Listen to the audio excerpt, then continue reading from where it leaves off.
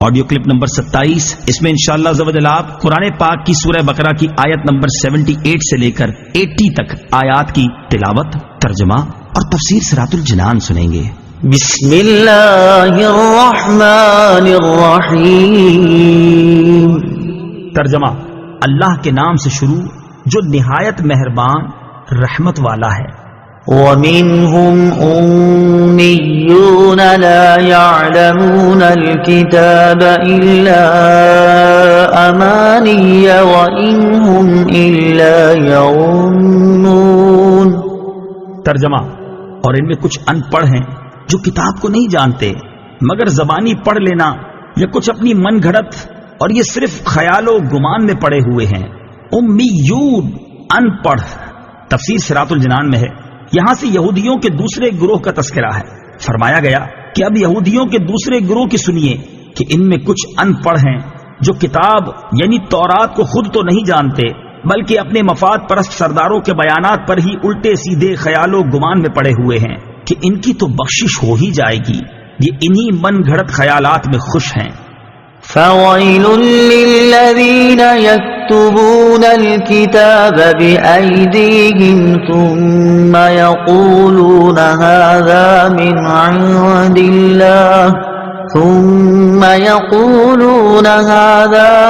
عِندِ اللَّهِ لِيَشْتَرُوا بِهِ ثَمَنًا قَلِيلًا فَوَيْلٌ لَّهُم مِّمَّا كَتَبَتْ أَيْدِيهِمْ وَوَيْلٌ لَّهُم مِّمَّا يَكْسِبُونَ. ترجمہ: تو بربادی ہے ان لوگوں کے لیے جو اپنے ہاتھوں سے کتاب لکھتے ہیں پھر کہتے ہیں یہ خدا کی طرف سے ہے کہ اس کے بدلے میں تھوڑی سی قیمت حاصل کر لیں. تو ان لوگوں کے لیے ان کے ہاتھوں کے لکھے ہوئے کی وجہ سے ہلاکت ہے اور ان کے لیے ان کی کمائی کی وجہ سے تباہی اور بربادی ہے. فویلن، تو بربادی ہے. تفسیر صراط الجنان میں ہے جب سرکار دو جہاں صلی اللہ تعالی علیہ وآلہ وسلم مدینہ طیبہ تشریف فرما ہوئے تو علماء توریت اور سرداران یہود کو کبھی اندیشہ ہو گیا کہ ان کی روزی جاتی رہے گی اور سرداری مٹ جائے گی، کیونکہ توریت میں حضور پرنور صلی اللہ تعالی علیہ وآلہ وسلم کا حلیہ اور اوصاف مذکور ہیں. جب لوگ حضور اقدس صلی اللہ تعالی علیہ وآلہ وسلم کو اس کے مطابق پائیں گے تو فوراً ایمان لے آئیں گے اور اپنے علماء اور سرداروں کو چھوڑ دیں گے. اس اندیشے سے انہوں نے توریت میں تحریف و تغییر کر ڈالی اور حلیہ شریف بدل دیا. مثلا توریت میں آپ علیہ الصلوۃ والسلام کے اوصاف یہ لکھے تھے کہ آپ علیہ الصلوۃ والسلام خوبصورت ہیں، بال خوبصورت، آنکھیں سرمگی، قد درمیانہ ہے. اس کو مٹا کر انہوں نے یہ بتایا کہ وہ بہت دراز قد ہیں، آنکھیں کنجی نیلی، بال الجھے ہوئے ہیں. یہی عوام کو سناتے، یہی کتاب الہی کا مضمون بتاتے اور سمجھتے کہ لوگ حضور اقدس صلی اللہ تعالی علیہ وآلہ وسلم کو اس کے خلاف پائیں گے تو آپ صلی اللہ تعالی علیہ وآلہ وسلم پر ایمان نہ لائیں گے بلکہ ہمارے گرویدہ رہیں گے اور ہماری کمائی میں فرق نہ آئے گا. اس پر فرمایا گیا کہ بربادی ہے ان لوگوں کے لیے جو اپنے ہاتھوں سے تورات میں من گھڑت باتیں لکھتے ہیں اور پھر کہتے ہیں کہ یہ بھی خدا عز و جل کی طرف سے ہے اور یہ اللہ تعالیٰ کی کتاب میں تحریف صرف اس لیے کرتے ہیں کہ اس کے بدلے میں تھوڑی سی قیمت حاصل کر لیں. تو ان لوگوں کے لیے ان کے ہاتھوں کے لکھے ہوئے کی وجہ سے اور ان کی کمائی کی وجہ سے تباہی و بربادی ہے.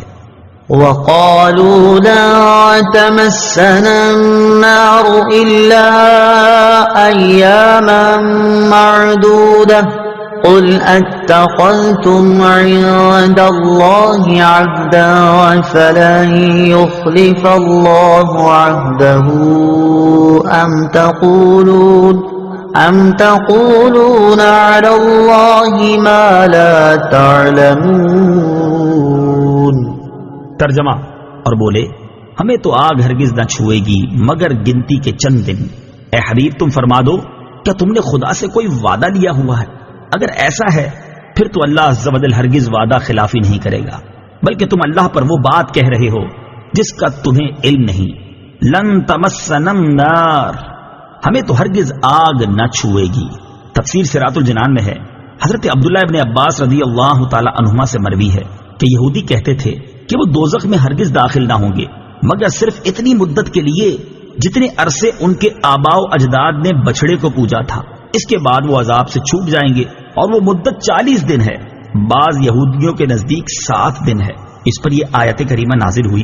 چنانچہ اس آیت اور اس کے بعد والی آیت میں فرمایا گیا کہ اے حبیب صلی اللہ تعالی علیہ وآلہ وسلم، تم ان سے فرما دو کہ کیا تم نے اللہ تعالیٰ سے کوئی وعدہ لیا ہوا ہے کہ وہ تمہیں چند دن کے لیے ہی جہنم میں ڈالے گا؟